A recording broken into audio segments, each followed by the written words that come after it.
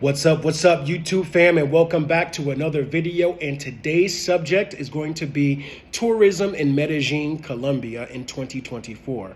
Is it a no-go or a go? Well, that depends on what you're looking for and what you're trying to get out of the Colombian experience. But today we're going to talk about this. Now, I know I've made videos about Colombia before. I know I've talked about Medellin before, and I think it's relevant because, as you know, this is a Latin America-based channel. Of course, I give you a lot of information about living here in Mexico, but I want to give you information about the region as a whole. And I know a little bit about Colombia. I've been there. I have Colombian friends. I always stay connected. I know people there. I just want to bring this to light because I think it's worth talking about, because I imagine many of you out there have either been to Colombia or maybe even thinking about going to Colombia, or even if you're not, it's just interesting and, well, informative to know about what's going on in the country right now. So we're going to focus on Medellin, Colombia today. There's stuff that's going on in Cartagena, Barranquilla, Bogota, but we're going to talk about Medellin because maybe some of you have paid attention. Medellin has been steadily getting very popular with foreign tourism. And that's been happening since. Now, it's had a decent tourist industry. It's never been anything super crazy compared to the beach towns in the Caribbean Sea part of Colombia, like Barranquilla, Cartagena being the top dog. But Medellin it's a very nice city, and it deserves tourism. It's beautiful. There's a lot going on there. And, since 2022, now we'll talk about 2023, they received about 3 million something foreign visitors, which is a record for the country. Well, not for the country, but for the city. Now, with that, of course, comes along with other things that are factored into it. And this video, we're going to be talking about the recent events and what's been happening and why I'm, explaining this to you so you could be more informed about what to expect and what's going on.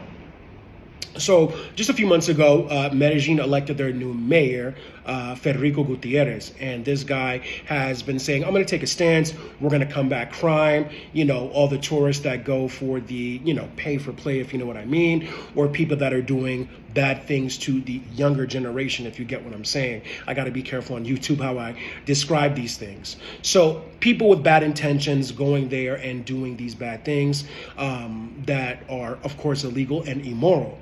Now, it sounded really good, right? You get that guy, he's telling you everything you want to hear, like any other politician in the world. Hey, like, I'm going to do this, I'm going to do that. We're going to combat this crime. We're going to clean this place up. And so far, what he has done is none of the sort. So let's go back. So there's been an issue with foreigners, some foreigners, not all, going there and getting involved in illegal activities and, just doing things they shouldn't be doing. So it's kind of a sentiment where there's a little bit anti-gringo, you know what I mean, but not as a whole, as a populace. But a few of them have been going there and been getting caught up. Some of them have unfortunately passed on due to the unfortunate druggings of the scopolamine and getting involved in shady businesses or being robbed. Or about this year, there's been like 16 foreign tourists just in 2024 that have passed on due to a mixture of, criminality and being drugged and things like that. Okay, it's unfortunate, but that's the reality of it. So with this happening, the mayor was like, hey, well, we're going to take a stance. So what he decided to do first, when this was happening about, I want to say early March, he wanted to put a limit on Airbnbs, meaning that you can't just stay there for a few days. You have to make a longer term commitment. What difference that makes, I don't know, because, people who want to commit crimes and do things, bad things, are going to do those things regardless. They're going to find a way. You could have a person who, has been there a few times before, made connects with local people, maybe knows the Airbnb host and can negotiate off the table, off the books rather than Airbnb. Like, hey, I'll stay here for whatever and I'll pay you in cash. I'm sure these arrangements exist. So you going after Airbnbs is not doing anything. It's just posturing, political posturing. Right? And I'll say that word another time, that phrase rather, before this video is over. But it's political posturing, making people say like, oh yeah, he's doing something, when you limiting the stay of Airbnbs is not actually doing anything. It's not lowering the crime rate. It's not doing anything like that, because all you're doing is just saying, hey, well, you can stay here for a few days. Okay, well, there's always a way around it, and that's just being real. So that was his first executive order. Now, recently, there was more stuff going on. There was an American who was down there that did some nefarious things. He had some underage girls in his hotel room. And even though the police came, since he wasn't in the act of anything illegal, they couldn't legally charge him under Colombian law. So they let him go, which to me is absolutely crazy. I mean, when you see that, you're like, okay, this is a grown man with underage girls in a hotel room. Like, doesn't matter if he's doing something or not, that's just not right. It's not like those were his younger nieces and they went on a family trip to Disney World. You know what I mean? That's not the case. He was clearly up to nefarious things. He just didn't get caught in the actual act. Now, he fled the country at the first chance he had and went back to the United States. So apparently they're looking for him now and trying to get him extradited back to Colombia. The fault was letting him go in the first place. So this recent action prompted the mayor to do something completely arbitrary. I'm gonna keep it real. There's no reason for me to sugarcoat it. Completely arbitrary. And that means him shutting down a specific area of nightlife that is very common. It's called the specific part, Parqueyeras, right? It's like a little plaza, little square with all kinds of businesses surrounding it, clubs, bars, restaurants, and all that. And it's very famous for people who want to pay for play. It's very famous for people who just want to go out and hang out and have a good time. And it's a very hot spot area.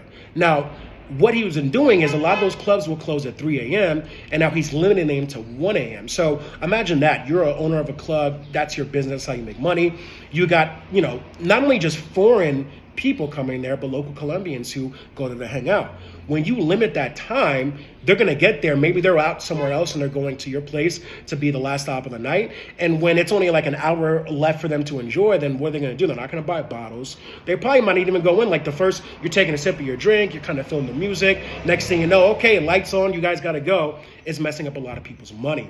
So basically, he's not tackling what needs to be tackled. It's political posturing, and it makes zero sense because the stuff that happens, like the pay for play and all the other stuff, that's happening in other parts of the city. Laureles, Provenza, other parts of Medellin. This is not restricted to one particular part. So really what's going on is that there's an anti-gringo sentiment. There's been people protesting, thinking that because these gringos, foreigners rather, that committed these crimes, they're the cause of everything, when in reality, this has been happening for a long time in Medellin.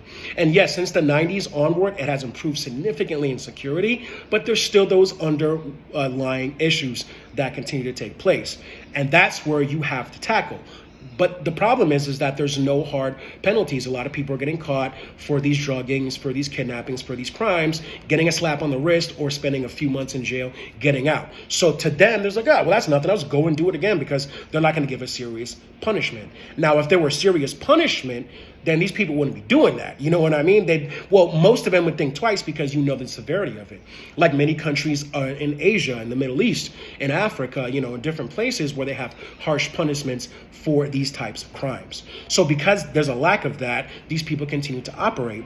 And his thinking seems to be that, if I shut this down, then, something's going to change, but really not. And that was just for a limited time. And now I'm hearing reports and seeing reports of people on the ground that they're opening back up. So that's not the butt of the problem. The problem is the criminality that's local that needs to be tackled. Now, why do I say is it a no-go for tourism or not? Well, I mean, depending on how you feel and what you're looking for, if you're a person that's looking to, pay for play, that's your business. I'm not condoning it. You're an adult. If you're with another consenting adult, do what you want to do. That's on you. That's your business. That's your life. But a lot of these local business owners are losing money because of these restrictions and causing local Colombians to suffer. Now you have people protesting, screaming at gringos who are, or foreigners who are at coffee shops saying, this is your fault, anti-gringo sentiment, people getting upset and not directing it towards the right entity, which is the local government who should be tackling crimes. So whenever you see people saying, that new mayor, he's cracking down, he's not doing anything. I'm keeping it real. He's not doing anything of significance to curb the crime. The crime has been there always. And I've been seeing some local Colombian YouTubers who are talking about that, who are locals of Medellin, saying, it's us, and we're blaming gringos when this is starting here. We're the ones who are getting involved in this illegal business, but now we don't want to take accountability for it. So it's good to see local Colombians talking about that because a lot of people, you'll see it on the surface. You may see a post on Twitter. You may see something on YouTube and think, these foreigners are all trash. They're all, SEX tourists and this and that. But even if you are an SEX tourist and you're going there with consenting legal adult women, it is legal according to the Colombian Constitution. So there's nothing, you're not doing anything illegal. Now, there's foreigners who get involved in crazy stuff, but there are local Colombians that do that as well. So it's not a foreign-only problem. So is it a no-go specifically in tourism? I would say for the most part, yeah, just because it's a kind of a volatile situation. You don't know how things are going to be, how people are going to feel about you being there. So, but if you're determined, hey, I'm going to Medellin, I'm going there, I don't care, then, just go there with caution and be careful on how you move. Nothing you could do could stop you from, something happening, but the smarter you are is the bigger chance that it won't happen, right? So I'm not sure for passport bros or travel bros how they feel about that. I think that if they continue to try to lock down, they're going to go to different parts of Colombia because people, for some reason, are fixated on Colombia and no other place in Latin America exists. Now, don't get me wrong, Colombia is a beautiful country. I had a great time there. It was amazing. But there are other places that you could go where it's not so hostile towards, foreigners and things like that. But is it a no-go for tourism? Not for everybody. For some people, yes. It depends on what you're going there for. If you know people, if you've been there, if you know the lay of the land, you got connections, then it's different. If this is your first time, if this is your first time traveling to Latin America, I don't recommend Colombia because that's something, unless you know people, you know what I mean? Other than that, I would recommend going to other places, and I can make a video on that if y'all would like me to. But yeah, Medellin being a no-go zone, not 100%, but for many people, yes. So if you're going to pay for play, you're going to, whatever it is, that may not be the best because the tension that's getting stronger right now. So there are plenty of options out there for you to go to.